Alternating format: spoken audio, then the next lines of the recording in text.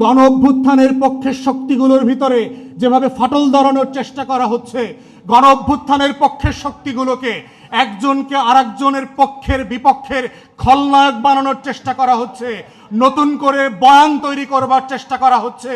দিল্লির গোলামরাই তৈরি করছে ও আসলে দিল্লির গোলাম। তাই আমাদেরকে সাবধান হতে হবে।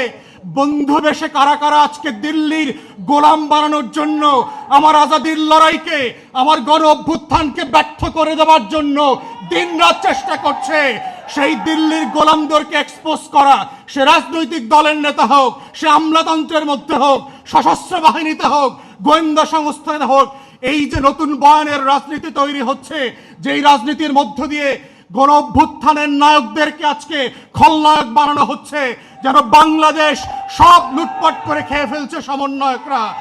এই যে নতুন বয়ান, এই শত্রু তৈরির বয়ান হচ্ছে বাংলাদেশকে আবার আজাদি বিক্রি করে দিয়ে দিল্লির হাতে তুলে দেওয়ার বয়ান।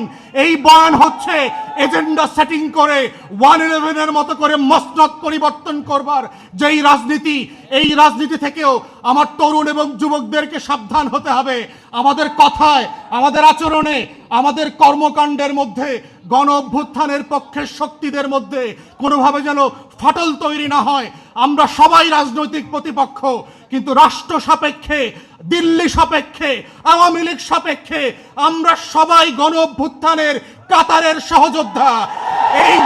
এই লড়াইতে বিএনপিও লড়াই করেছে, এই লড়াইতে এনসিপিও লড়াই করেছে, এবি পার্টিও করেছে, জামাত শিবিরও করেছে, চরমোনাইও করেছে। তারা কেউ গণ অভ্যুত্থানের শত্রু না।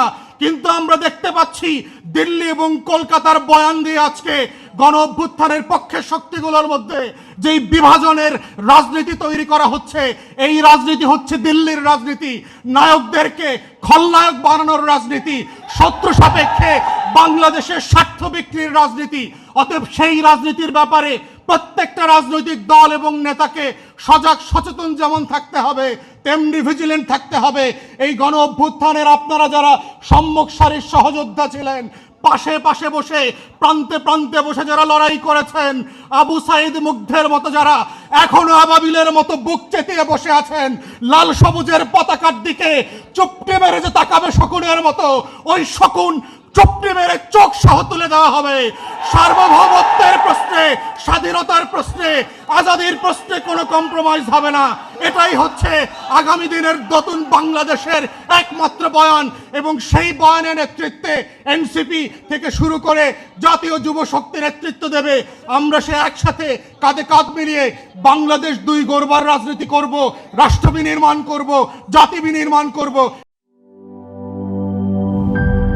নাটা জেলি আর পানীয়র এক অসম কম্বিনেশন ড্রিঙ্কো। চিল থাকতে চান? ড্রিঙ্কো চাবান।